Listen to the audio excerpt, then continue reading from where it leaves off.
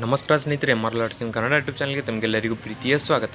ನೋಡಿ, ಇವತ್ತಿನ ಈ ಒಂದು ವಿಡಿಯೋದಲ್ಲಿ ನಾನು ನಿಮಗೆ ತಿಳಿಸ್ಕೊಡ್ತಾ ಇದ್ದೀನಿ ಅಂತಂದರೆ, ಇಲ್ಲಿ ಆಧಾರ್ ಸೇವಾ ಸೆಂಟರ್ನಲ್ಲಿ ಹೊಸ ಹುದ್ದೆಗಳನ್ನು ಕಾಲ್ಫಾರ್ಮ್ ಮಾಡಲಾಗಿದೆ. ಅದು ಏನಂತಂದರೆ ಆಧಾರ್ ಸೂಪರ್ವೈಸರ್ ಮತ್ತು ಆಧಾರ್ ಆಪರೇಟರ್ ಅಂತ ಹೇಳಿ. ಸೊ ಈ ಹುದ್ದೆಗಳಿಗೆ ನೀವು ಅಪ್ಲಿಕೇಶನ್ ಹಾಕಬೇಕಂತಂದರೆ ಶೈಕ್ಷಣಿಕ ಅರ್ಹತೆ ಎಷ್ಟು ಮುಗಿಸಿರಬೇಕು, ಹಾಗೆ ಅಪ್ಲಿಕೇಶನ್ ಹಾಕೋದು ಹೇಗೆ ಮತ್ತು ಅಪ್ಲಿಕೇಶನ್ ಹಾಕಲು ಪ್ರಾರಂಭ ದಿನಾಂಕ ಮತ್ತು ಕೊನೆಯ ದಿನಾಂಕ ಯಾವುದು, ಜಾಬ್ ಲೊಕೇಶನ್ ಎಲ್ಲಿರುತ್ತೆ, ಆಯ್ಕೆ ಆದಂಥ ಅಭ್ಯರ್ಥಿಗಳಿಗೆ ಪ್ರತಿ ತಿಂಗಳು ವೇತನ ಎಷ್ಟು ಇರುತ್ತೆ, ಎಲ್ಲ ಮಾಹಿತಿ ನಿಮಗೆ ಈ ಒಂದು ವಿಡಿಯೋದಲ್ಲಿ ತಿಳಿಸ್ಕೊಡ್ತಾ ಹೋಗ್ತೀನಿ. ಮಿಸ್ ಮಾಡದೆ ವಿಡಿಯೋ ಕೊನೆವರೆಗೂ ನೋಡಿ. ವಿಡಿಯೋ ಇಷ್ಟ ಆದರೆ ಲೈಕ್ ಮಾಡಿ ಮತ್ತು ಇನ್ಯಾರ್ಯಾರು ಸಬ್ಸ್ಕ್ರೈಬ್ ಮಾಡ್ಕೊಂಡಿಲ್ಲ ದಯವಿಟ್ಟು ಸಬ್ಸ್ಕ್ರೈಬ್ ಮಾಡಿಕೊಂಡು ಪಕ್ಕದಲ್ಲಿರುವಂಥ ಬೆಲ್ ಐಕನ್ ಕ್ಲಿಕ್ ಮಾಡಿ ಆಲ್ ಅಂತ ಸೆಲೆಕ್ಟ್ ಮಾಡಿ. ಯಾಕಂದರೆ ಮುಂದೆ ನಾವು ಯಾವುದೇ ವಿಡಿಯೋ ಬಿಟ್ಟರೆ ನಿಮಗೆ ತಟ್ಟಂತ ನೋಟಿಫಿಕೇಶನ್ ಬರುತ್ತೆ. ಈಗ ಈ ಒಂದು ಹುದ್ದೆ ಮಾಹಿತಿಯನ್ನು ನಿಮಗೆ ಹೇಳ್ತಾ ಹೋಗ್ತೀನಿ, ನೋಡ್ತಾ ಹೋಗಿ. ಮೊದಲಿಗೆ ಆಧಾರ್ ಸೇವಾ ಸೆಂಟರ್ ವೇಕೆನ್ಸಿ ನೋಟಿಫಿಕೇಶನ್ ಪ್ರಕಾರ ಇಲ್ಲಿ ಸಂಸ್ಥೆ ಹೆಸರು ಬಂದುಬಿಟ್ಟು ಆಧಾರ್ ಸೇವಾ ಸೆಂಟರ್ ಅಂತ ಹೇಳಿ.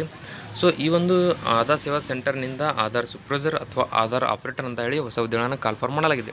ಟೋಟಲ್ ಆಗಿ ಇಲ್ಲಿ 186 ಹುದ್ದೆಗಳಿವೆ. ಈ 186 ಹುದ್ದೆಗಳಿಗೆ ಆಯ್ಕೆಯಾದಂಥ ಅಭ್ಯರ್ಥಿಗಳಿಗೆ ಜಾಬ್ ಲೊಕೇಶನ್ ಬಂದುಬಿಟ್ಟು ನೋಡಿ, ಜಾರ್ಖಂಡ್, ಉತ್ತರಾಖಂಡ್, ಮಧ್ಯಪ್ರದೇಶ್, ಜಮ್ಮು ಮತ್ತು ಕಾಶ್ಮೀರ್, ತ್ರಿಪುರಾ, ವೆಸ್ಟ್ ಬೆಂಗಾಲ್, ಮಹಾರಾಷ್ಟ್ರ, ಛತ್ತೀಸ್ಗಢ ಹಾಗೂ ಬಿಹಾರ್. ಇಲ್ಲಿ ಏನಪ್ಪ ಅಂತಂದರೆ ನೀವು 186 ಹುದ್ದೆಗಳಿಗೆ ಆಯ್ಕೆಯಾದಂಥ ಅಭ್ಯರ್ಥಿಗಳು ಇಲ್ಲಿ ನೀವು ವರ್ಕ್ ಮಾಡಬೇಕಾಗತ್ತೆ. ಸೊ ತಿಂಗಳ ವೇತನ ಏನಪ್ಪ ಅಂದರೆ ನಿಮಗೆ ಸ್ಯಾಲ್ರಿ ಡೀಟೇಲ್ಸ್ ಎಲ್ಲ ನೋಟಿಫಿಕೇಷನ್ನಲ್ಲಿ ಸಿಗುತ್ತೆ. ನೋಟಿಫಿಕೇಷನ್ ಬೇಕಂದರೆ ಇದೇ ವಿಡಿಯೋ ಕೆಳಗಡೆ ಡಿಸ್ಕ್ರಿಪ್ಷನಲ್ಲಿ ಟೆಲಿಗ್ರಾಮ್ ಚಾನಲ್ ಲಿಂಕ್ ಇರುತ್ತೆ, ಅದರ ಮೇಲೆ ಕ್ಲಿಕ್ ಮಾಡಿ ಜಾಯ್ನ್ ಆಗಿ, ಅದರಲ್ಲಿ ನಿಮಗೆ ಸಿಗುತ್ತೆ. ಸೊ ಈಗ ಇನ್ನು 186 ಹುದ್ದೆಗಳನ್ನು ಕಾಲ್ಫಾರ್ಮ್ ಮಾಡಿದ್ದಾರೆ. ಅವುಗಳನ್ನು ಯಾವ ರಾಜ್ಯಕ್ಕೆ ಎಷ್ಟು ಹಂಚಿಕೆಯಾಗಿ ಮಾಡಿದ್ದಾರೆ ಅಂತ ಹೇಳ್ತಾ ಹೋಗ್ತೀನಿ, ಕರೆಕ್ಟಾಗಿ ನೋಡ್ಕೊಳ್ಳಿ. ಸೊ ಇಲ್ಲಿ ಜಾರ್ಖಂಡ್ ರಾಜ್ಯಕ್ಕೆ 12 ಹುದ್ದೆಗಳನ್ನು ಕಾಲ್ಫಾರ್ಮ್ ಮಾಡಲಾಗಿದೆ.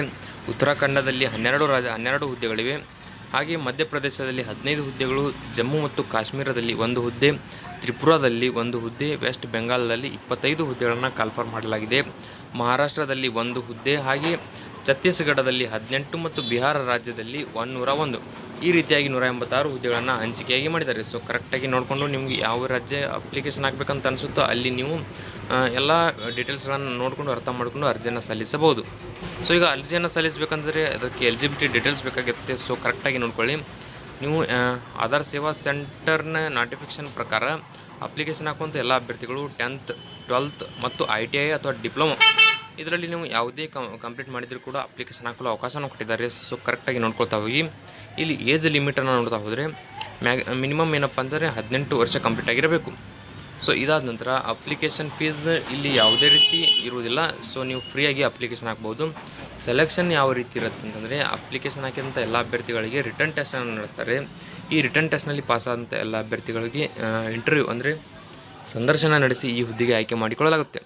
ಸೊ ಈಗ ನೋಡಿ, ಅಪ್ಲಿಕೇಶನ್ ಹಾಕೋದು ಹೇಗೆ ಅಂತಂದರೆ, ನಿಮಗೆ ಅಪ್ಲಿಕೇಶನ್ ಹಾಕೋ ಲಿಂಕ್ ನಾನು ನನ್ನ ವಿಡಿಯೋ ಕೆಳಗಡೆ ಡಿಸ್ಕ್ರಿಪ್ಷನಲ್ಲಿ ಕೊಟ್ಟಿರ್ತೀನಿ, ಅದರ ಮೇಲೆ ಕ್ಲಿಕ್ ಮಾಡಿ ಡೈರೆಕ್ಟಾಗಿ ಅರ್ಜಿಯನ್ನು ಸಲ್ಲಿಸಿ. ಅರ್ಜಿಯನ್ನು ಸಲ್ಲಿಸಲು ಪ್ರಾರಂಭ ದಿನಾಂಕ ಬಂದುಬಿಟ್ಟು 4/6/2026 ಅಂದರೆ ಈಗ ಆಲ್ರೆಡಿ ಪ್ರಾರಂಭವಾಗಿದೆ. ಅಪ್ಲಿಕೇಶನ್ ಹಾಕಲು ಕೊನೆಯ ದಿನಾಂಕ ಬಂದುಬಿಟ್ಟು 20 ಆಗಸ್ಟ್ 2026 ಇರುತ್ತೆ. ಇದರ ಒಳಗಾಗಿ ನೀವು ಈ ಹುದ್ದೆಗಳಿಗೆ ಅರ್ಜಿಯನ್ನು ಸಲ್ಲಿಸಬಹುದು. ಸೊ ಇಲ್ಲಿ ಸ್ಟೇಟ್ ವೈಸ್ ಏನಪ್ಪ ಅಂತಂದರೆ, ಸ್ಟೇಟ್ ವೈಸ್ ಅಪ್ಲಿಕೇಶನ್ ಸ್ಟಾರ್ಟಿಂಗ್ ಡೇಟನ್ನು ಕೊಟ್ಟಿದ್ದಾರೆ. ಸೊ ಕರೆಕ್ಟಾಗಿ ನೋಡ್ಕೊಳ್ತಾ ಹೋಗಿ.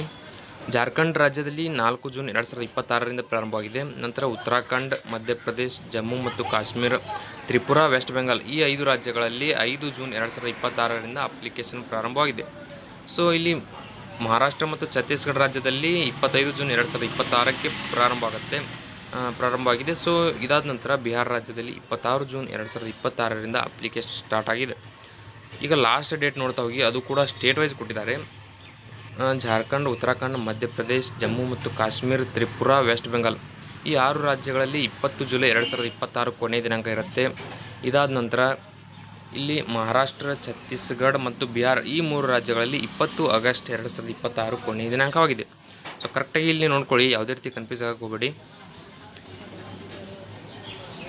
ಜಾರ್ಖಂಡ್, ಉತ್ತರಾಖಂಡ್, ಮಧ್ಯಪ್ರದೇಶ್, ಜಮ್ಮು ಮತ್ತು ಕಾಶ್ಮೀರ, ತ್ರಿಪುರಾ, ವೆಸ್ಟ್ ಬೆಂಗಾಲ್ ಈ ಏನಪ್ಪ ಅಂತಂದರೆ 6 ರಾಜ್ಯಗಳಲ್ಲಿ 20 ಜುಲೈ 2026 ಕೊನೆಯ ದಿನಾಂಕ. ಮಹಾರಾಷ್ಟ್ರ, ಛತ್ತೀಸ್ಗಢ, ಬಿಹಾರ್ ಕೇವಲ 3 ರಾಜ್ಯಗಳಲ್ಲಿ 20 ಆಗಸ್ಟ್ 2026 ಕೊನೆಯ ದಿನಾಂಕ ಇರುತ್ತೆ. ಸೊ ನಿಮಗೆ ಲಿಂಕ್ ಅಪ್ಲಿಕೇಶನ್ ಹಾಕೋ ಲಿಂಕ್ ನನ್ನ ವಿಡಿಯೋ ಕೆಳಗಡೆ ಡಿಸ್ಕ್ರಿಪ್ಷನಲ್ಲಿ ಇರುತ್ತೆ, ಅದರ ಮೇಲೆ ಕ್ಲಿಕ್ ಮಾಡಿ ಅರ್ಜಿನ ಸಲ್ಲಿಸಿ. ಇದಾದ ನಂತರ ನಿಮಗೆ ನೋಟಿಫಿಕೇಶನ್ ಬೇಕಪ್ಪ ಅಂತಂದರೆ ಟೆಲಿಗ್ರಾಮ್ ಚಾನಲಲ್ಲಿ ಸಿಗುತ್ತೆ, ಅದರಲ್ಲಿ ಹೋಗಿ ಜಾಯ್ನ್ ಆಗಿ ಟೆಲಿಗ್ರಾಮನ್ನು ನೋಡಿಕೊಂಡು ಅರ್ಥ ಮಾಡಿಕೊಂಡು ಅರ್ಜಿಯನ್ನು ಸಲ್ಲಿಸಿ. ಸೊ ಈ ಒಂದು ವಿಡಿಯೋದಲ್ಲಿ ಇಷ್ಟೇ ಇರುತ್ತೆ. ವಿಡಿಯೋದಲ್ಲಿ ನಿಮಗೆ ಏನಾದರೂ ಡೌಟ್ ಇದ್ದರೆ ಕಮೆಂಟ್ ಮಾಡಿ ಮತ್ತು ಇನ್ನೂ ಯಾರು ಸಬ್ಸ್ಕ್ರೈಬ್ ಮಾಡ್ಕೊಂಡಿಲ್ಲ ದಯವಿಟ್ಟು ಸಬ್ಸ್ಕ್ರೈಬ್ ಮಾಡಿಕೊಂಡು ಪಕ್ಕದಲ್ಲಿರುವಂಥ ಬೆಲ್ ಐಕನ್ ಕ್ಲಿಕ್ ಮಾಡಿ ಆಲ್ ಅಂತ ಸೆಲೆಕ್ಟ್ ಮಾಡಿ. ಯಾಕಂದರೆ ಮುಂದೆ ನಾವು ಯಾವುದೇ ವಿಡಿಯೋ ಬಿಟ್ಟರೆ ನಿಮಗೆ ತಟ್ಟಂತ ನೋಟಿಫಿಕೇಶನ್ ಬರುತ್ತೆ.